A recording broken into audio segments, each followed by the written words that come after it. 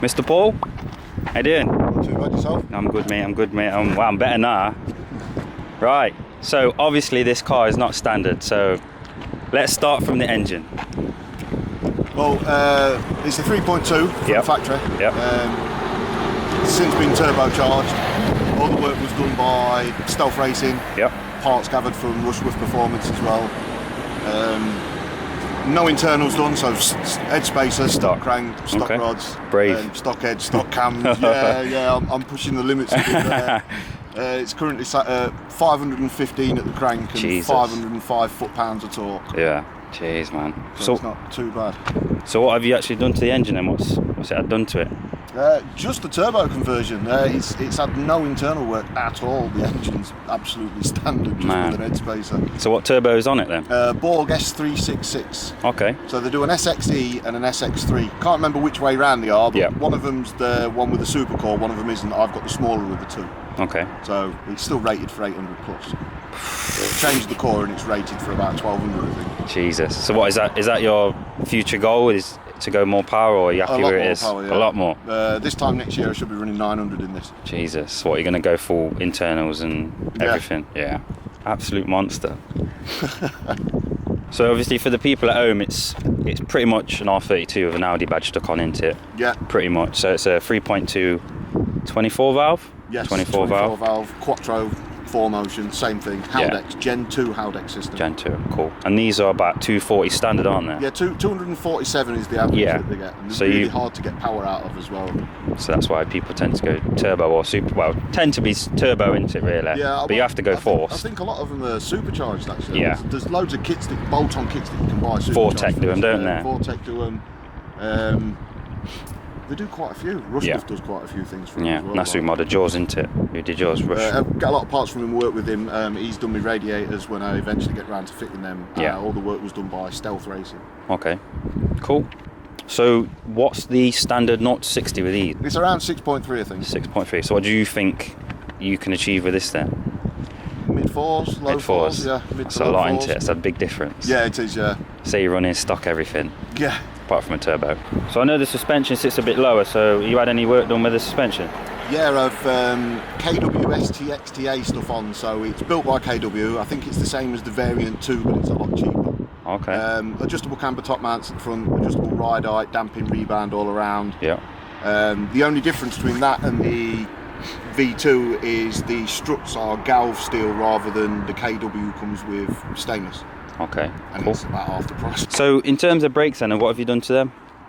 Standard size discs all around, standard calipers, but M-Tech C-Up discs, all four corners, EBC yellow stuff pads and braided lines. What braided lines are they from Goodrich? No, they're I think they're M-Tech ones. Okay. You know what diameter the standard brakes on this are 345mm fronts and 310mm rears. Oh, massive. I thought they were an upgrade, to be fair. No, the size of the front. Thinks and they are a bit over the top, but it's a heavy car. Yeah, and it's power. Like 1750 curb weight. Yeah. 4-wheel drive as well. Yeah. Man. Cool.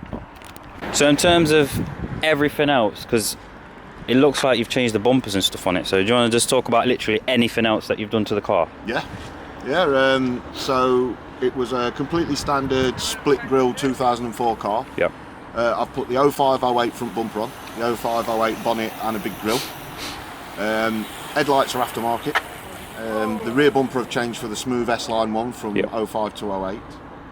The interior in this car was white as well. It's now I've now swapped it completely for a black one with the brushed aluminium inserts in the doors. It was pretty horrible. Yeah. So cool. I got all this out of it while this was being built. I bought a 3.2 DSG as a temporary car. Yeah. So I re-upped it of all its interior and everything and used it in this. Yeah. Jeez. So it's all right. Performance Haldex controller in it as well. Okay. So it's not the HPA one, but I've got remote. Got 3 different settings for the 4-wheel drive. Okay. Stock is just stock. It works off a wheel slip on the front. When it detects wheel slip, it chucks torque to the rear. Yeah. The sport mode that it says on there is it keeps it 50-50, but it still works as normal, but goes off the TPS. And in the track, or I think it says race on there, It's permanent 50-50 torque demand, and it keeps the rear diff engaged when you're on the brakes as well. It makes it really stable. So this, I mean, seeing how you drove it, I feel like you always keep it in track. Are you that kind of guy? Yeah, always in track, and traction control always off. Yeah. Nip into the shop, track mode on. Yeah, I'm that guy, yeah. You may as well glue the rest of the buttons off, so you're never going to use them anyway. Right, should we go for a drive then? Yeah, why not? Let's go. Let's do it. I'm excited to hear it. I think this is probably one of my best sounding engines. Well, it is the best sounding engine. I love the noise of these, yeah. In my opinion, I think it's probably the best engine. There's a reason why they call the R32s Wookiees. Yeah, because they sound like them. Yeah.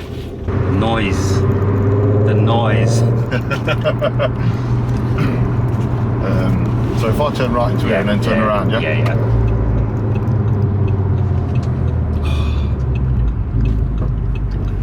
Do you know what I'm going to be doing tonight? Listening to this. Googling how much Audi 3.2s go for. They're well cheap though, aren't they? Yeah, you can pick them up fairly cheap. Yeah, really cheap. You can pick a solid one up for 2.5, 3 grand. Yeah, and that's literally an R32 with a Audi badge on. Yeah, with an Audi frock on it. Well, it's not. Obviously, it's not as equipped, is it? Really, but it depends on spec. But you can get the same R and SE head units and that. Yeah. It's got an Audi badge on it. I'd prefer to have the Audi for actual cost wise. Yeah, it's the timing change that's the problem. You need to have one that's had the change done. I like the boost gauge. Yeah, it's not too bad. It's a proper Pro Sport Evo one. It's not one of the cheap eBay copies. So you've got white, blue, green, red.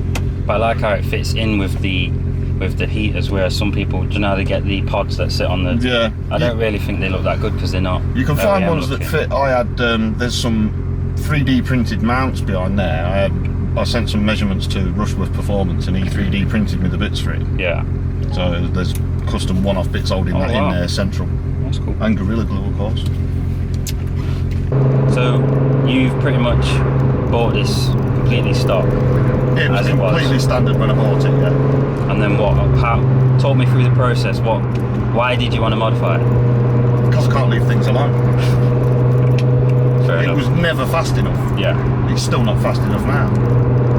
So when you first bought it and you had it, you was like, no, this ain't enough. What was the next thing you did? I wanted to see, because everybody said about you can't get a lot out of them naturally aspirated, so I wanted to see how far I could push it. Yeah. Lots of places claim 270s is the average, they say, with the remap and an exhaust on these, but they're lying, totally lying. I had full exhaust, induction kit, a few other bits and bobs, and I managed 262, I think it was, from a remap. Wasn't enough. Yeah. So then I went down the route of cams, so it had a set of Schrick 268, 264 cams. Yeah. A lot of head work. It had 500 quid's worth of porting and polishing done on the head. A few other tweaks, and Stealth managed to get it up to 305 at the crank, naturally aspirated. It's good, that is. Yeah, the engine was at its limit there. Yeah.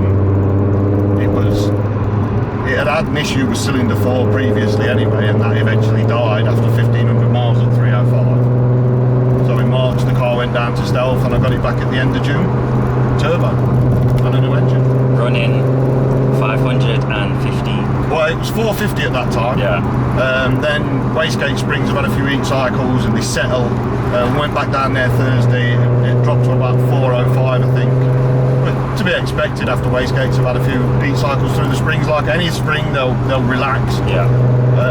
Then we turned it up a little bit. Another 0.2 bar of boost, and we've got 515 horse. 505 foot-pounds of torque. And it screams. I don't know, I mean, I'm sure you lot can hear this, but it absolutely screams.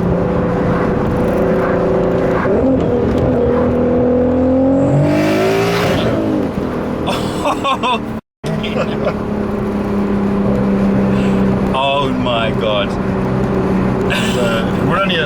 We're still only at 17 psi at the minute as well. And we're 515.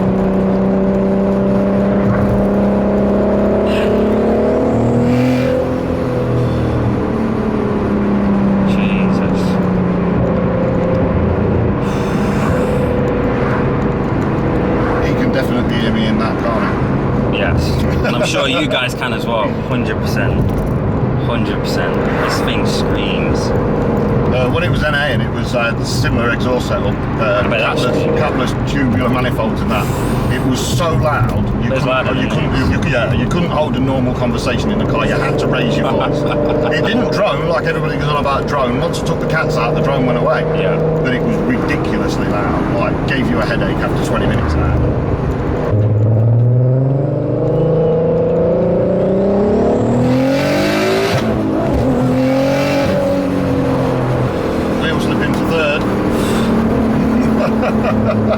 I'm claiming for whiplash.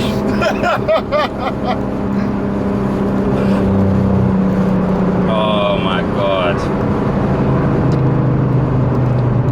Do you know what's worse? I have to jump into a 60 horsepower Polo after this. Man. So I had a dead clutch in this for a couple of weeks and I was driving around in a 1.4 Fiesta. Oh, okay. Okay, then you've had it worse. That was upsetting.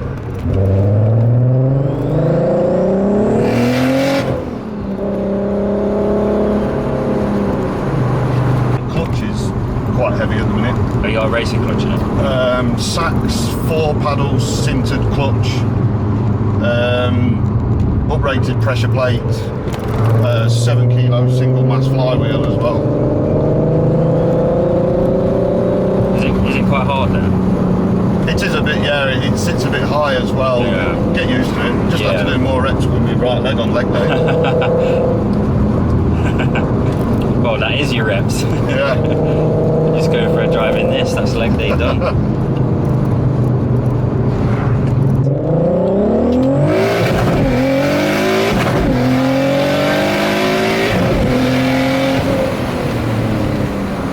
Oh, that did 40 very fast.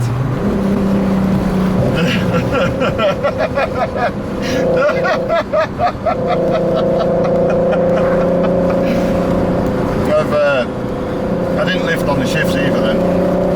Shift at the limiter, keep your foot flat to the floor. You don't need a quick shift kit or anything like that because you're already at the limiter. The revs aren't going to climb any further. I like the, I don't know whether it'll pick up that turbo whistle, but Oh, I think it will. before it's on boost, I love that noise this turbo makes. It's such a good bearing in it. It's 50 again, isn't it?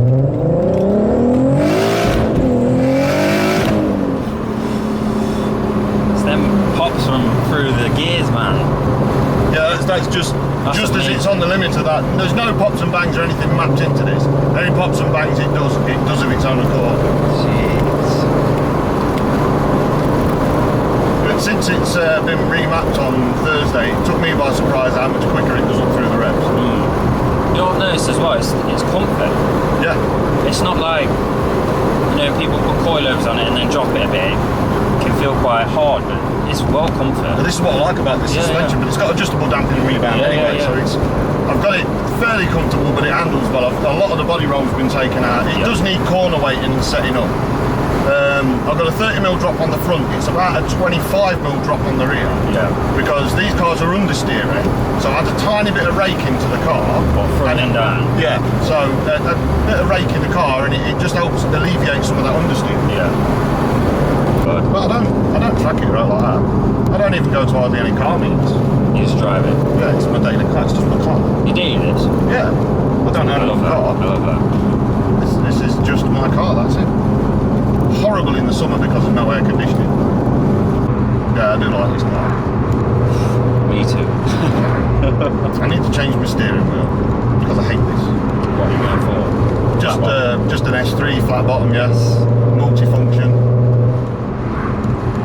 Because when I change the stereo and that lot, I can have them. It's a bit chunky as well, isn't it?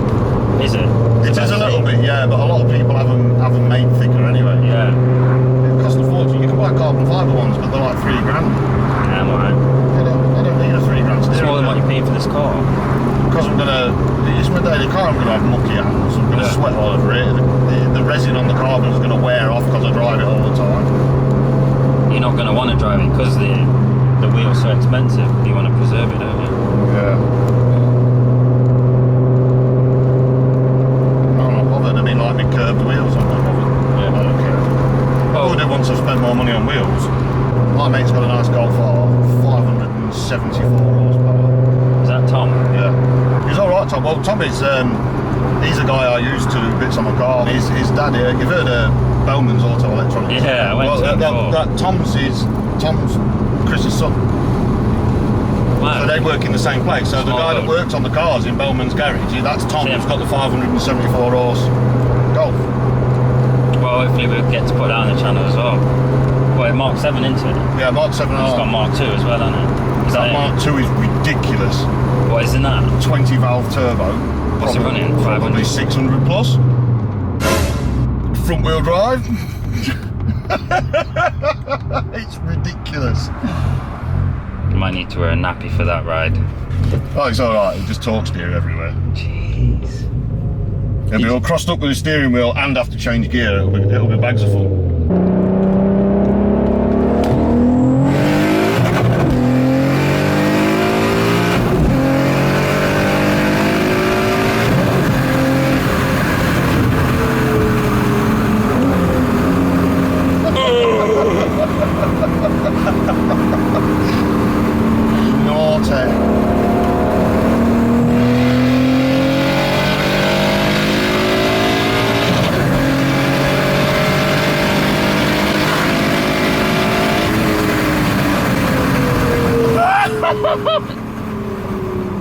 Oh my gosh. Feel how stable that was on the brakes though. I didn't have to steer at all for that. Yeah. And that's with the rear diff engaged. I'm just contemplating my life decisions at the minute.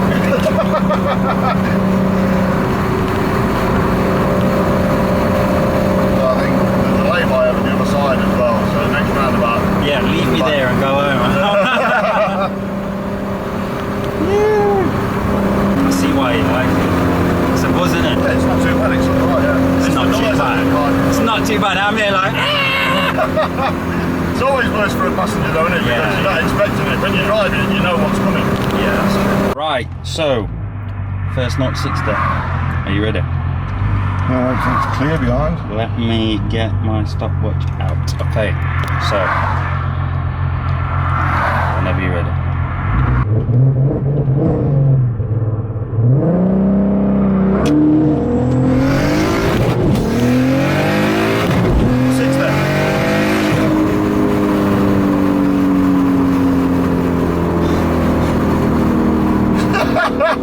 We gotta do that again. We gotta do that again. And I didn't have any traction. We gotta do that again. Did you feel the whole car shaking? My brain was shaking! I had no gripping first there, and into second it was still slipping. That is unreal, man.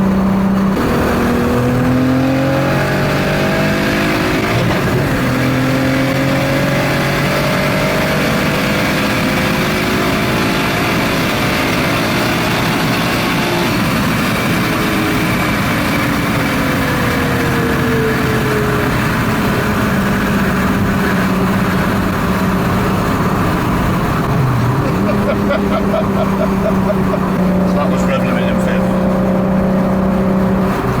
Pointless changing up, but That's not a good gearbox. It's only does 60 in fifth gear. What use is that? crap low ratio, isn't it? That's crap, that is.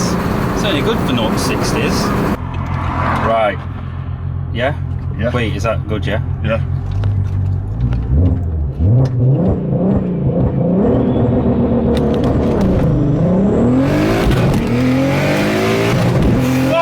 Now. 4.5. Yeah, send me to early fours. 4.5. Get a bit better than that, yeah, I think. You gonna go again? I reckon we can get it better than that. Okay yeah. then. Take 3, guys. Are you ready? Oh. But to 6 there. Come on, keep going, keep going, keep going, keep going, keep going. Yeah, I think you're alright. Yeah. Yeah.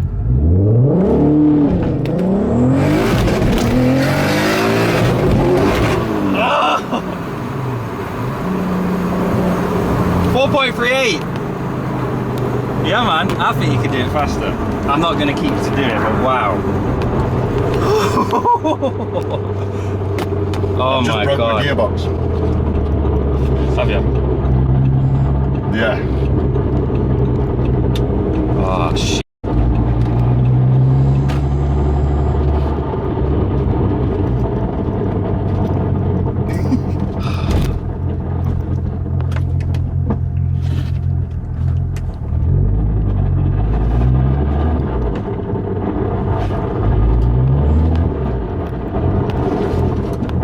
Yeah, that's third in the bottom of the box.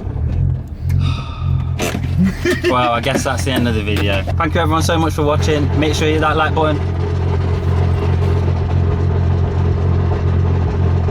Subscribe and show him some love, man. God, honestly, wow. That's so unfortunate. Right guys, that was episode 2 of King of the Hill, all in his A3 3.2 turbo. The very first entry is 4.38 seconds, so we'll just keep running that for just the 4-wheel drive category. Obviously front wheel drive and rear wheel drive will be in separate ones, but so far that's the flagpole to beat. So thanks everyone so much for watching. Make sure you like, share, comment and subscribe, and peace. Bye.